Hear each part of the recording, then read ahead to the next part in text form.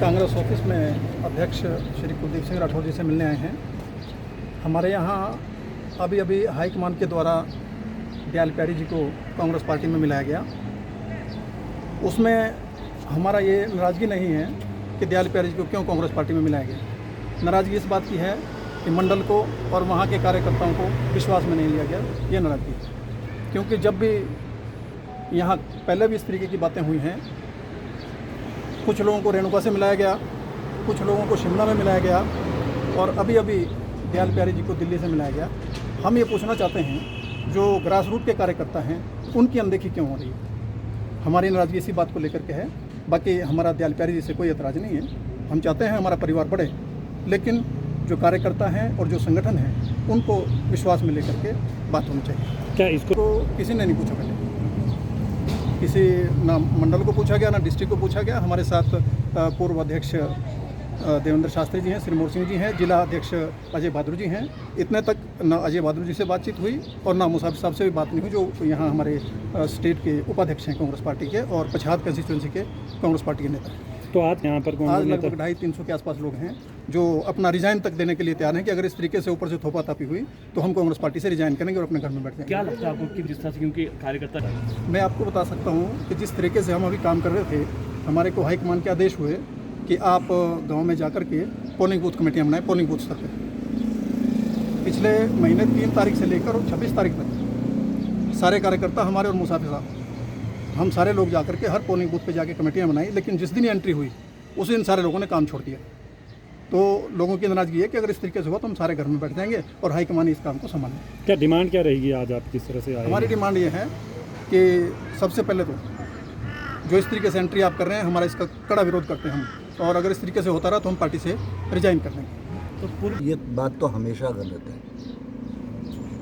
किसी के घर में किसी को रखना, किसी घर से निकालना, घर वालों की सहमति उसमें होनी चाहिए। ये जो प्रवेश है, इसके लिए जो उनकी अपनी पंचायत है, वहाँ के कार्यकर्ता हमारे कांग्रेस के संपर्क के आते, आगे मंडल में आते, मंडल जो है वो डिस्ट्रिक्ट में जाता और फिर ऊपर अपने स्टेट के लिए आते कि हमारे पास एक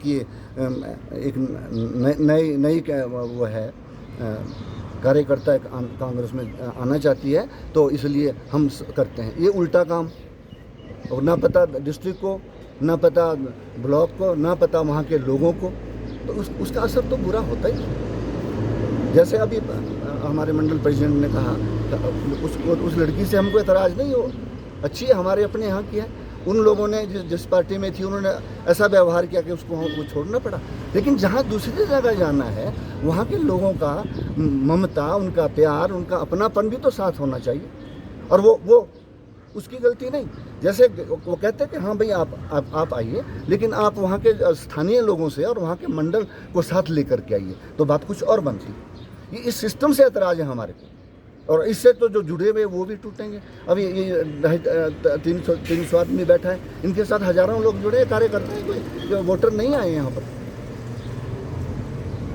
और दूसरी बात एक हम और कहना चाहते हैं कि मुसाफिर साहब हार गए और भी हार गए, कई हारते रहे अपनी जगह से, ये कोई बात नहीं होती, उसके कई कारण होते हैं हारने के।